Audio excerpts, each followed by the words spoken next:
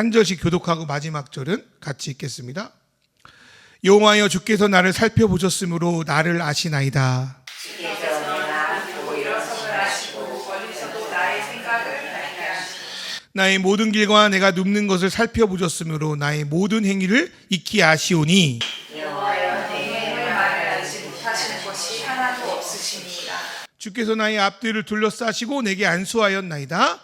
이 지식이 내게 너무 기이하니 높아서 내가 능히 미치지 못하나이다. 아멘. 저번 주 설교는 여러분 영상도 올라와 있지만 그 1세기에 유대에 태어나신 예수님이 어떻게 이 땅 가운데 사람으로 사셨는지에 대해서 함께 나눠 보았고요. 저는 그래서 예수님 이야기라는 테마로 오전 때는 한 3번, 4번에 걸쳐서 예수님 이야기를 좀 나누려고 하고, 오후 예배 때는 우리 조영민 목사님이라는 분이 쓴 잃어버린 나를 찾습니다라는 책을 토대로 저의 고민과 생각을 함께 풀어 넣어보는 북 프리칭 책 설교를 진행하려고 합니다. 막상 책 여러분이 사볼 수 있으면 사보는데 내용은 비슷하지만 많이 다를 거라는 생각은 있어요. 나는 어떤 사람인가라는 고민은 사춘기 때만 하는 고민은 아닌 것 같습니다. 어쩌면 평생 하는 고민이 나는 어떤 사람인가 하는 것 같아요. 그래서 솔직히 저도 지금까지 이 질문에 끊임없이 고민하는 것 같습니다. 이 질문이 인생 중에 왜 중요하냐면 이 질문에 계속 나름대로 살면서 답을 해내가는 사람만이 그래도 앞으로 조금씩이라도 전진하며 나아갈 수 있지 않을까 싶기 때문입니다. 그렇지 못하면 맨날 제자리 걸음하듯이 아니면 내 생각이 아닌 남의 생각 대세를 따라서 이렇게 저렇게 바람에 날리는 겨 같은 삶을 살 수밖에 없겠다 싶습니다. 저도 이 말씀 준비하면서 좀 찔리기도 하지만 그렇습니다. 그럼 사람들은 보통 이 질문에 대한 답을 어떻게 요즘 찾고 있는가? 수행이나 명상도 하기도 하고 좋은 책을 읽기도 하고 아까 말했지만 어떤 좀 따라갈 만한 멋진 사람들을 따라가서 그분에 몰입하기도 하고 유튜브 찾아보면서 그 사람한테 따라가기도 하고 요즘은 또 애니어그램이나 더욱이 크게는 MBTI를 많이 활용하기도 합니다. 그래서 근래에는 MBTI로 사람들을 판단하고 성격을 판단하고 그 사람이 어떤 사람인지 내가 어떤 사람인지 판단하는 게 대세가 되었습니다. 쉽기도 하고 나름 그래도 좀 과학적인 증거가 있기 때문에 그렇겠죠. 예전에는 여러분도 기억하시겠지만 나이가 비슷하잖아요. 권사님 빼놓고는 혈액형으로 사람의 성격을 알아보는 게 유행이었습니다. 그래서 제 기억으로는 오래전에 B형 남자친구라는 그런 영화도 나왔던 적이 있어요. B형 남자친구는 좀 성격이 까칠하고 그렇다고.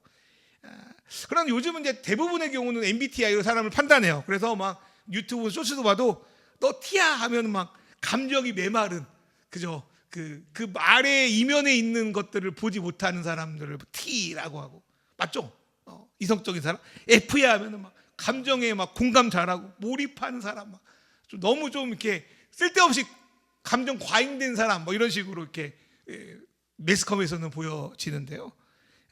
물론 이러한 어떤 도구와 틀을 통해서 우리는 보다 상대를 알고 파악하는 데 도움을 받습니다. 솔직히 그렇습니다. 비슷하기도 하고. 그러나 정말 이런 것들을 통해서 진짜 나를 찾을 수 있는가? 반면 그 사람은 진짜 너를 발견할 수 있는가는 잘 모르겠습니다. 저는 꼭 그렇지는 않은 것 같아요. 그리고 이런 식으로만 사람을 판단하면 부작용이 생기는데 사람을 만나고 대할 때 그 틀에서만 사람을 보는 거예요. 너 T야? 그러면 너 그런 사람이야 하고 그냥 딱지를 붙이는 거예요. 그리고 그 이상 그 사람이 어떤 사람인지를 알아보려고 하지 않는다는 것입니다. 자기 자신마저도 말이죠. 그런데 성경은 우리가 내 자신을 알아갈 수 있는 전혀 다른 접근 방식을 우리에게 제안하는데 그것은 진정 하나님을 알 때 진짜 나를 알 수 있다고 하시는 겁니다. 잠언 9장 10절의 말씀을 보니까 여호와를 경외하는 것이 지혜의 근본이요 거룩하신 자를 아는 것이 명철이다라고 말씀합니다. 이 말씀은 내가 진짜로 누구인지를 제대로 아는 것이 보통 사람들은 지혜의 진리라고 합니다. 나를 아는 것이 지혜의 진리라고 하는데 그 지혜, 그 지식을 알려면 하나님을 아는 것이 중요하다고 잠언에서 말씀하는 것 같습니다. 생각해 보면요, 내 자신은 생각해 보세요. 많은 경우 다른 사람에 의해서 내가 규정됩니다. 그렇지 않습니까? 다른 사람이 없으면 나를 규정할 수 있는 게 없습니다. 기준이 없습니다. 나 스스로도 나를 생각하고 판단하고 알아가지만 많은 경우는 타인과의 관계 속에서 내가 누구인지를 보게 됩니다. 뭐 가벼운 예이지만 저를 봐도 뭐 집에서는 누구의 아빠고 남편이고, 오늘은 목사라는 정체성을 가지고 이제 살아가고, 그건 어쩌면 거울과도 같다는 생각이 들어요. 다른 사람에서 나를 보는 거죠. 거울을 봐야 내가 뭐가 묻었는지 어디가 이상한지를 아는 것처럼 우리에게 진정한 거울의 역할을 해줄 뿐, 겉의 모습뿐 아니라 마음 깊숙한 곳까지 비추는 그 거울을 만날 때 우리는 제대로 내가 누구인지를 알 수 있다고 성경은 말합니다. 그리고 성경은 그 거울이 바로 하나님이라고 말씀합니다. 고린도서 3장 18절부터 말씀을 보면 우리는 모두 너울을 벗어버리고라고 이제 세 번역에 번역되어 있지만 개역개정에는 너울을 벗어버리고 주님의 영광을 거울을 통해 바라봐라 이렇게 기록되어 있거든요. 원래는 그 거울이 성경적인 이야기를 통하면 뿌옇게 잘 안 보였는데 우리 죄 때문에 그리스도의 피로 깨끗해져서 이제 우리는 온전히 하나님을 볼 수 있고 하나님이라는 거울을 통해서 내 자신이 어떤 자인지를 보게 되었다는 게 복음의 메시지이기도 합니다. 그리고 오늘 우리가 읽었던 시편 139편에서 하나님이 나를 잘 안다, 다른 말로 잘 나를 비추고 있다라는 말씀과 연결될 수 있다고 믿습니다. 기독교인에게 내가 누구인가라는 질문은 단순한 철학적인 사색이 아니라 근본적으로 신앙 안에 속한 영역이기 때문입니다. 그렇다면 우리가 어떻게 우리의 좀 가면을 벗고 진정한 나를 볼 수 있을까요? 찾을 수 있을까요? 그 첫 번째는 먼저 내 자신을 솔직하게 드러내야 된다고 성경은 말합니다. 근데 솔직히 솔직만 하다고 나를 다 알 수 있는 것은 솔직히 아닙니다. 그런데 솔직하려고 할 때 그런 고민과 질문 속에서 나 자신을 제대로 바라볼 수 있는 계기가 마련됩니다. 우리는 남도 속이지만 나 자신도 속이는 사람이기 때문에 진실하지 않으면, 솔직하지 않으면 제대로 나를 바라볼 수 없습니다. 그러나 저 역시 그렇지만 내 자신에게 솔직하기는 쉽지 않습니다. 나에게 솔직하려면 첫 번째로 내가 얼마나 별로인지를 마주쳐야 됩니다. 내가 이 정도밖에 안 돼? 라는 것을 인정하고 싶지 않습니다. 누구든지. 그런 면에서 나에 대한 확신 부족이 내 자신을 진실하지 못하게 하는 것 같습니다. 두 번째로 우리가 솔직하기 어려운 거는 우리의 솔직함이 다른 사람들이 이상하게 볼까 하는 두려움 때문에 그렇습니다. 내가 솔직하면 나의 약함, 나의 연약함, 나의 부족함도 드러내기 때문에 그게 두려워서 솔직할 수가 없죠. 우리가 뭐 솔직하려고 이야기하다가 관계가 어려워지는 경험들을 많이 해봤잖아요. 그런 경험이 좀 쌓이다 보면 남에 대한 신뢰가 부족하니까 우리는 솔직하게 나아가기가 어렵습니다. 그래서 우리는 알게 모르게 가면을 쓰고 살아갑니다. 솔직히 이 가면은 함께 살아가는 데는 꼭 필요합니다. 얼마 전 종용된, 여러분 드라마 잘 안 보시는지 모르겠는데 예능이나 흑백요리사 2에서 우승자가 누군지 혹시 아십니까? 나만 아는 거였어? 그랬어요? 최강록이라는 사람이 이번에 우승했는데, 저희 아이도 이번에는 잘 안 보더라고요. 근데 이제 최강록이 우승했으면 좋겠다고 해서 어쨌든 우승했는데, 이 사람이 예전에 마스터 셰프 코리아라는 요리 경영 프로그램이 있었는데 그 2에서 우승했어요. 근데 이제 조림 요리를 많이 해서 우승했어요. 그래서 사람들이 이제 이 사람한테는 이제 조림을 잘한다고 하고 인기가 많아지니까 뭐 조림핑이다, 조림 인간이다, 뭐 조림 연세마다, 뭐 이런 별명을 붙여가지고 이 사람은 조림의 최고야, 뭐 이렇게 이제 사람들이 이제 떠받드는 거예요. 왜냐하면 방송에서 조림으로 우승했으니까.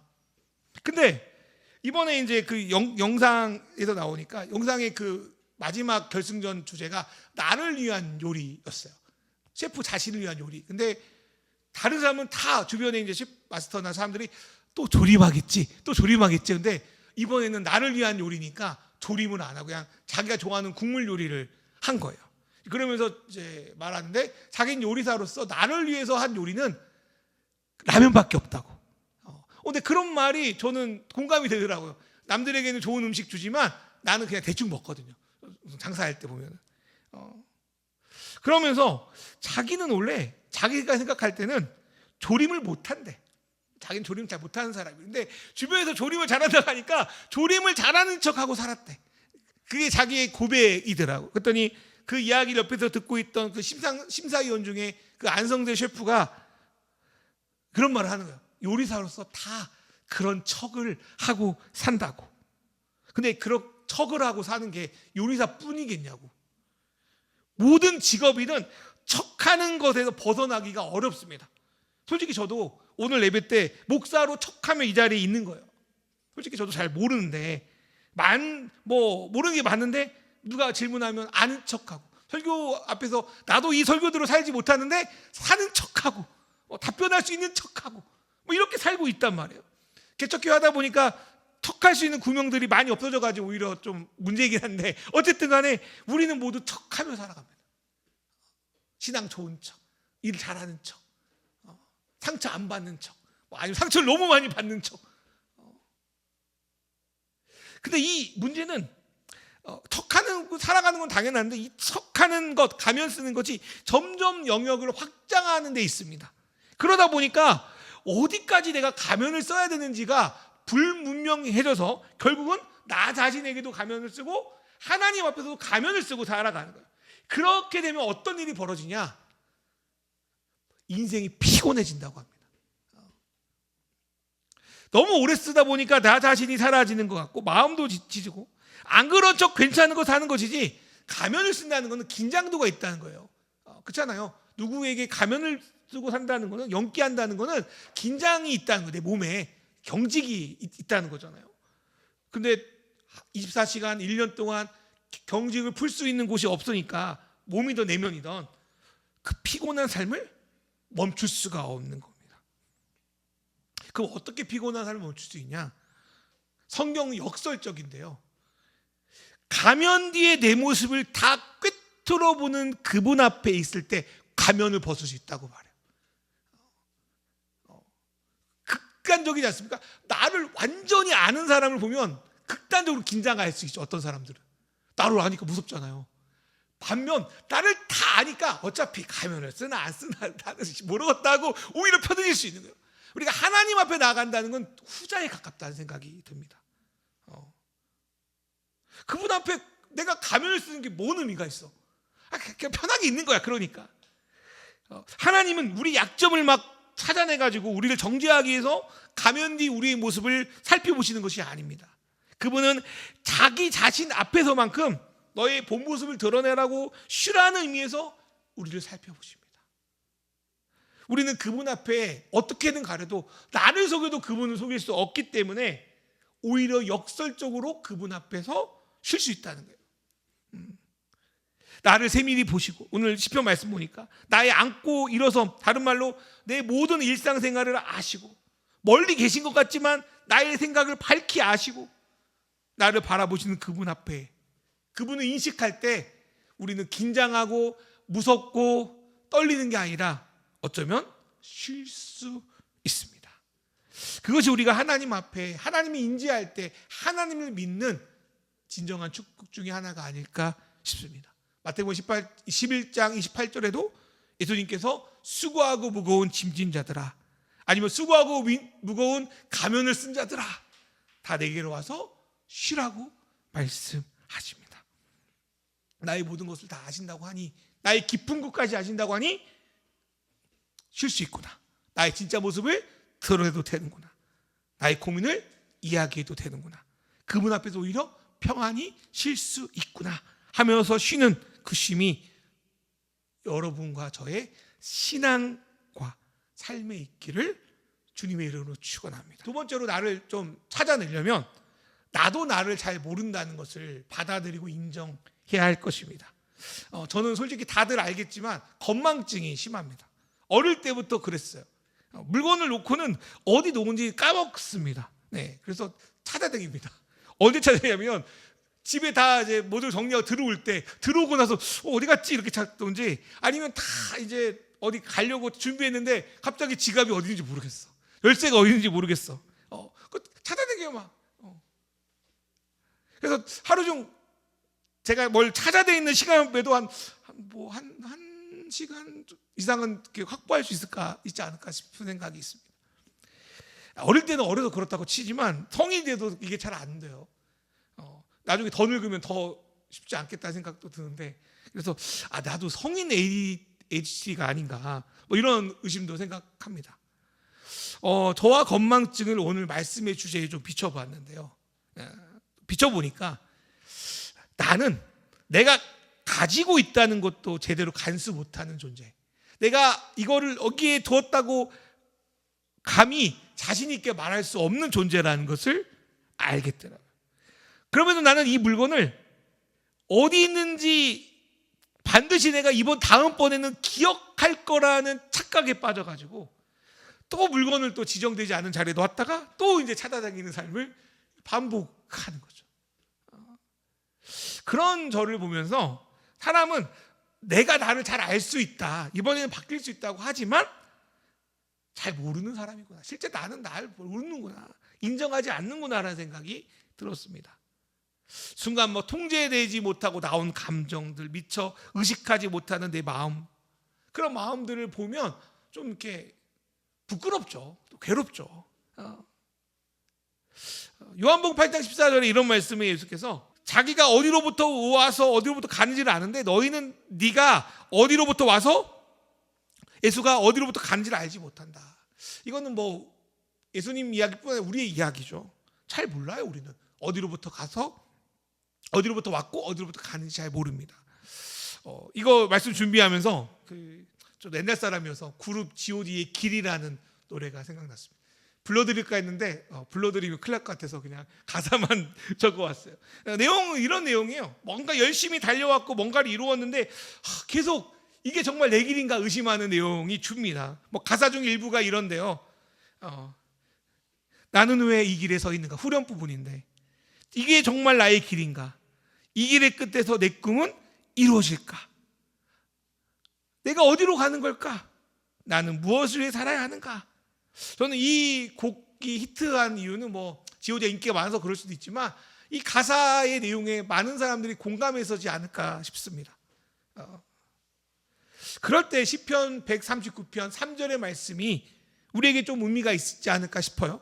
우리 시편 139편 3절 말씀, 나의 모든 길과 같이 읽어볼까요? 시작. 나의 모든 길과 내가 눕는 것을 살펴보셨으므로 나의 모든 행위를 익히 아시오니. 하나님은 나의 모든 길을 살펴보셨대요. 나는 몰라도 하나님은 아신대.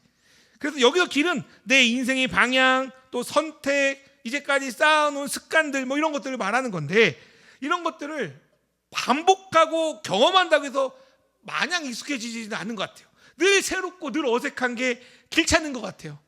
그래서 어떤 이들은 이런 생각과 고민을 하기 싫으니까 다른 사람의 맹목적으로 내 생각, 내 뇌를 맡겨버리고 아무 생각 없이 살아가고 그 사람이 시키는 대로 살아갑니다.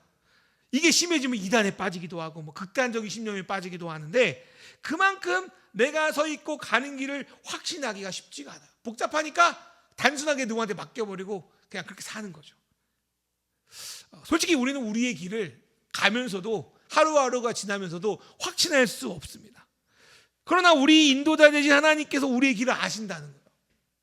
그분은 내가 가는 모두의 경우의 수를 살펴봤습니다. 여러분, 우리가 하나님의 길을 따른다는 것은 한 길만 있다고 생각해요. 근데 살아보니까 아닌 것 같아요. 내가 살아가는 모든 경우의 수가 있어요. 이리 가까 저리. 근데 제가 믿기로 하나님은 내 인생의 모든 경우의 수를 아신다는 거예요. 내가 실수하거나 잘못된 길을 가도 다시 그 하나님의 길로 인도할 수 있는 실력이 하나님이 계셔요. 내가 어디를 가도 하나님이 그 길을 돌아서 만들어요. 물론 시간이 걸리고 돌아가는 게 문제긴 한데, 돌아가는 모든 경우 수 가운데 하나님은 우리를 인도해 주신다. 시편 23편의 말씀 기억하죠? 악을 골짝, 음침한 골짜기를 가도 두려워하지 않는 것은 하나님이 그 길을 아시니까 인도하시는 거예요. 정답이 없는 내 삶에 그분이 내 삶의 이유 되시고 내 삶의 목적 되시고 내 삶의 길과 목자 되어 주신다는 거예요. 그걸 믿는 거예요. 내가 A를, B를, C를, Z를 선택해도 하나님이 내 모든 경우의 소리를 아시니 나를 인도하신다는 거예요. 두 번째로 주님은 오늘 말씀 보니까 내가 눕는 자리를 아신대요. 눕는다는 건 잠자리를 아신다는 것도 있겠지만 나의 가장 은밀하고 내적인 그 자리를 말하는 거예요. 누구에게도 말하지 못한 깊은 곳을 의미하는 겁니다. 하나님이 그것까지도 아신다. 그래도 우리는 오늘 시편의 말씀도 그렇지만 주님을 가르쳐서 나보다 나를 더 잘 아시는 분이다 라고 고백할 수밖에 없습니다. 그러면 주님은 자기도 아니면서 왜 그렇게까지 우리를 세밀히 아신다고 하는 걸까? 제가 생각하는 하나님의 대답은 이렇습니다. 내가 너를 너보다 잘 아니까 나를 이용해서 나를 거울 삼아 너 자신을 알아가라 하시는 것 같습니다. 하나님이 우리를 안다 했을 때 여러분의 마음은 두 가지로 갈릴 것 같은데 어떻습니까? 그것이 강한 부담감으로 통제로 다가온다면 하나님이 우리를 안다는 것은 뭐 하나님이 우리를 집착하나? 우리를 얽매게 하나? 우리를 평가하나? 이렇게 생각할 거예요. 그러나 하나님이 우리를 안다는 것은 오히려 다 아니까 존재만으로 든든한 분이 되어주기 위해서 우리를 아는 거예요. 함께 있으면 좋은 분이 되기 위해서 우리를 아는 거예요. 마음을 열어놓을 수 있는 유일한 분이 되기 위해서 우리를 아는 거예요. 지친 마음에 온기를 불어넣기 위해서 우리를 아는 겁니다. 생각을 바꿔야 될 것 같아요. 안다는 의미를. CCTV로 우리를 감시하는 게 아니라 나를 더 잘 보듬기 위해서 안다는 거예요. 그렇다면 우리가 그분을 제대로 우리를 다 아시는 그분을 잘 누리려면 어떻게 해야 되는가? 그런 하나님을 신뢰하고 받아들여야 된다는 거예요. 마치 선수가 감독을 신뢰해야 경기력이 향상되는 것처럼 상담자가 상담사를 신뢰해야 상담이 제대로 이루어지는 것처럼 말입니다. 그렇다면 하나님을 신뢰하는 방법은 뭔가? 그거는 하나님을 의지하는 겁니다. 여기서 하나님을 의지하는 것도 제가 생각할 때 크게 두 가지로 나눌 것 같아요. 생각해 보세요. 첫 번째로 하나님을 의지한다는 것을 마치 계속 영적 어린아이에 머물게 하는 걸로 생각하기 쉽습니다. 몇 살인데 계속 하나님께 뭐 달라고 막 맨날 그 애기처럼 그렇게 막 간구하는 것처럼 의지한다고 생각할 수가 있어요. 제가 어디서 보니까 여기 또 있지만 틀리면 틀리다 말해요. 집에서 키우는 반려동물은 심적으로 계속 어린아이래요. 애기래요.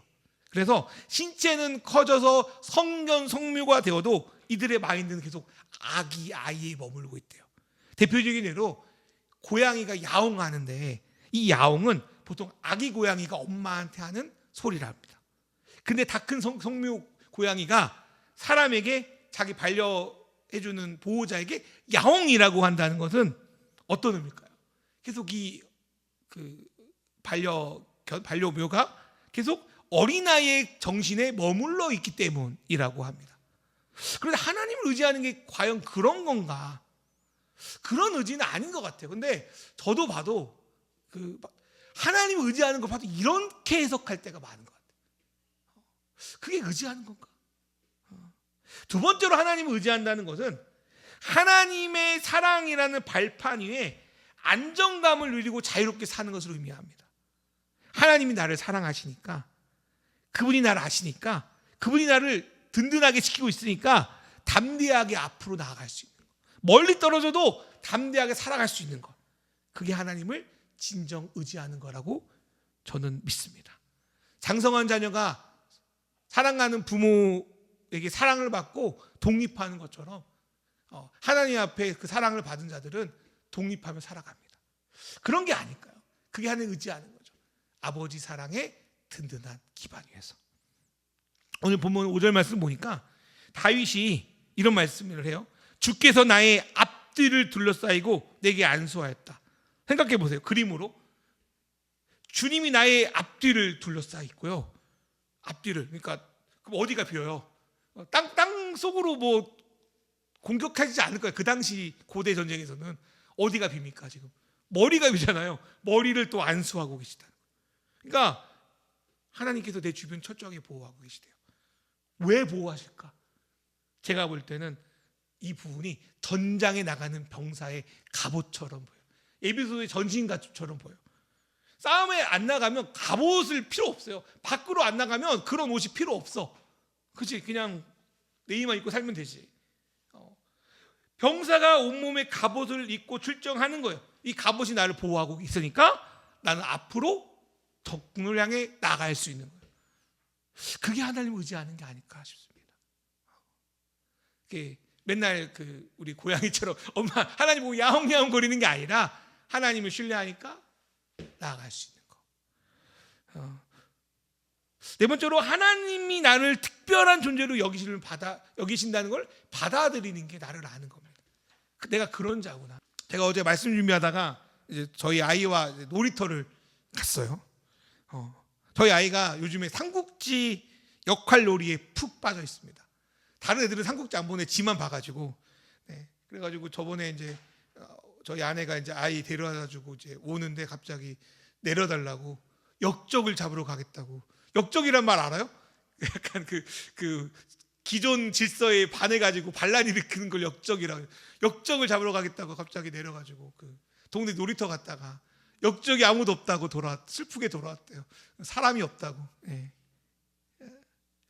그래서 뭐 놀이터를 전장 삼고 삼국지 인물로 변신하고 그렇게 싸우고 있는데 저도 약간 그 역할놀이에 이제 끼어 더 놀아줬는데 제가 그 아이를 순간 예뻐가지고 부둥켜 안고 엄청 귀찮게 굴었습니다. 그러면서 이 아이에게 이런 말을 했어요. 어제 야 소연아, 아빠가 너 많이 좋아하는 것 같아. 네가 아빠 귀찮아도 소용없어. 그냥 좋은 것 같아. 뭐 이렇게 이제 고백을 했어요. 이런 마음이 하나님이 우리를 바라보는 특별하게 보시는 방식이 아닐까 싶었습니다. 뭐 지금도 그렇지만 가족과 아들과 살면서 실망하고 속상하고 아쉬움은 뭐 끝까지 겪겠죠. 화가 날 때도 있겠죠. 안타까울 때도 있겠죠. 그런데 그 자녀를, 그 아들을 사랑하지 않을 일은 없을 것 같습니다. 이러한 마음을 하나님을 믿는 우리 신앙인들이나 자녀들이 온전히 받아들일 때 비로소 얻게 되는 것은 자유입니다. 이를 믿지 못하면 우리는 늘 다른 무언가에 구속되어 살아갑니다. 그걸 잘 보여주는 게 갈라디아서 4장 9절인데요. 이 말씀을 읽어볼까요? 갈라디아서 4장 9절. 이제는 시작. 이제는 너희가 하나님을 알 뿐 아니라 더욱이 하나님이 아신 바 되었거늘 어찌하여 다시 약하고 천박한 초등학문으로 돌아가서 다시 그들에게 종노릇하려 하느냐. 이 말씀에서 바울 사도는 갈라디아서 성도들이 다시 종노릇한다, 다른 말로 복음의 자유를 상실하고 있다는 걸 지적합니다. 하나님이 너를 얼마나 사랑하는지, 널 특별히 여기시는지를 잃어버리니까 이들은 다시 신앙을 마치 종노릇하는 걸로 착각하며 살아가는 거예요. 신앙을 종노릇하는 것처럼 살아가면 이거는 무늬만 기독교지 근본 개념이나 생각은 이전의 종교와 별 다를 바가 없습니다. 이게 뭔 소리냐면 우리는 보통 종교를 종노릇하는 거라고 생각해요. 신의 종노릇. 열심히 뭔가를 하면 하나님이 나를 이뻐해 주겠지, 나를 인정해 주겠지. 이게 종노릇해야 뭔가 레벨이 올라간다고 생각해요. 뭐 게임하는 것처럼. 바울은 이거를 천박한 초등학문이라고 말합니다. 이걸로 이제 종교를 말하는 거예요. 그리고 다시 그들 이방신들에게 종노릇하면서 어떻게 신앙생활하냐고 신랄하게 비난하고 있는 거예요. 사랑하는 우리 성도 여러분, 자유는 알면서 온다고 합니다. 아는 거에서. 어떤 일이 잘 모르면 여러 가지 추측만 무성하죠. 불안과 초조가 있죠. 가만히 있지 못하고 종종 거리게 되죠. 바울은 그것을 자유를 버리고 율법으로 돌아가는, 하나님이 어떤 분인지를 모르니까 다시 열심히 뭔가를 하면 하나님 인정해 주시겠지, 뭔가를 이렇게 차이나게 두면 저 사람보다 나를 더 사랑해 주겠지라는 초등학문으로 돌아간다라고 말하는 거예요. 반면에 하나님이 그런 분이 아니라는 걸 알면 어떻게 되냐면, 하나님의 목적이 우리를 노예로 부리고 간섭하고 조금만 틀리면 처벌하고 그렇게 지켜보는 그런 분이 아니라 더 사랑하려고 아시고 더 용납하려고 아시고 더 지지하기 위해서 아는 거라고 믿는다면 우리는 무엇을 얻게 됩니까? 바로 자유를 얻게 됩니다. 원래 사랑은 통제하고 간섭하려고 하는 게 아닙니다. 물론 그때도 그런 게 있겠지만 그게 주목적이 아니에요. 믿어주려고 기다려주려고 사랑하는 겁니다. 여러분, 우리는 우리만 하나님을 믿는다고 생각하지만 하나님도 우리를 믿어주고 기다립니다. 하나님의 믿음은 바로 그렇습니다. 그리고 그 믿음은 사랑입니다. 하나님이 우리를 믿어줍니다. 하나님의 믿음이라고 저는 감히 표현하고 싶습니다. 그리고 그 믿어줌의 끝에는 뭐가 있는가? 하나님의 기대와 믿음에 부응하지 못한 미안함이 그 끝에 있을까요? 하나님의 뜻대로 잘 살지 못해서 안타까움이 그 끝에 있을까요? 저는 그렇게 생각하지 않아요. 하나님 믿어줌의 끝에는 하나님의 뜻대로 이루어진 감사와 기쁨이 그것만 있을 따름입니다. 하나님이 그렇게 우리를 인도하신다는 거예요. 우리의 미안함과 우리의 실수는 과정이지 끝이 아니라고 성경은 말합니다. 예수가 이미 승리했다고 말합니다. 그래서 하나님의 믿음의 결론은 기쁨과 감사이고 우리는 그걸 향해서 찬양할 수밖에 없습니다. 시간이 걸려서 그렇지, 돌아가서 그렇지, 이 땅에서 다 못 이뤄서 그렇지, 하나님은 반드시 우리를 통해 자기의 믿음, 하나님이 우리를 믿어주는 믿음을 성취해 낼 것입니다. 그래서 우리가 아까 찬양도 믿음을 달라고 하잖아요. 우리가 믿음이 세게 해달라는 게 아니고 제가 볼 때는 우리를 향한 하나님의 믿음을 내가 믿게 해달라고 기도하는 거예요. 우리보다 하나님의 믿음이 크십니다. 하나님이 그런 우리를 향해 그런 자신감이 있어요. 그런 믿음이 있어요. 창조자 하나님이 우리를 그렇게 만들 거라는 확신이 있으세요. 근데 그걸 받아들이는 게 맞는 게 아닙니까? 이거는 안 믿는 거, 이런 걸 안 믿는 거는 전문가는 된다고 하는데 비전문가 우리가 안 된다고 주장하는 것과 비슷하다는 생각이 들었습니다. 로마서 1장 17절 말씀에 이런 말씀이 있는데, 복음에는 하나님의 의가 나타나서 믿음으로 믿음에 이르게 하나니 기록된 바 오직 의는 믿음으로 말미암아 산다라고 말합니다. 하나님 우리를 그렇게 보신다는 걸 받아들인다는 것은 우리를 향한 하나님의 믿음을 우리의 믿음으로 받아들인 것과 같습니다. 말씀 마무리하려고 하는데요. 어릴 때 노래가 좋아가지고 지금 목소리가 이렇지만 예전에 전 노래를 잘하는 줄 착각했습니다. 왜냐하면 제가 이제 약간 비음이니까 제 귀로 내 소리를 듣는 건 좋거든요. 그래가지고 중학교 때 이제 이승환 노래를 좋아했어요. 천일 동안이라는 노래를, 휴먼이라는 그 테이프를 집에서 듣고 있었습니다. 짝퉁 어쨌든 듣고 있었어요. 그래서 그 노래를 막 녹음하려고 카세트 테이프 RC 버튼을 눌러가지고 녹음을 해봤는데 막상 녹음을 해보니까 내 목소리가 아닌 이상한 목소리가 들려요. 흉내 못 내. 그러니까 비음 소리가 들리는. 이게 테이프가 늘어졌나? 뭐가 잘못됐나? 그래서 녹음을 계속 해봤어요. 근데 똑같아. 그러다가 어느 순간 이 목소리가 내 목소리인 걸 알았어요. 여러분 처음에 여러분 목소리 녹음하면 되게 이상해요. 저도 이제 하도 내 목소리를 들으니까 이제 그냥 그런갑다 하고 넘어가는데 이를 통해서 내가 내 목소리를 귀로 듣는 것과 내 목소리를 다른 사람이 듣는 거는 다르구나를 깨달았습니다. 근데 되게 상처를 받았어요. 내 목소리 이렇구나. 그래가지고 나 고등학교 때 중창단에 떨어졌구나. 중창단 떨어졌거든요. 난 노래 잘하는 줄 알았는데 어쨌든 그랬어요. 근데 그러한 것이 의외로 많다는 것을 저는 살면서 알게 됐습니다. 내가 바라보는 나와 다른 사람이 바라보는 나가, 또 하나님이 우리를 바라보는 나가 달라요. 그때 우리가 들어야 될 것은 하나님이 나를 바라보는 거예요. 하나님이 나에게 주시는 목소리입니다. 너는 너의 목소리를 안 좋다고 생각할 수 있는데 하나님이 내가 들을 때는 그 목소리가 얼마나 좋은지 몰라. 나는 너보다 너를 더 잘 알아. 나는 세상을 만든 창조자로서 네 목소리가 좋단다를 들어야 돼요. 목소리로 내가 AR을 들었으니까 목소리로 말씀드립니다.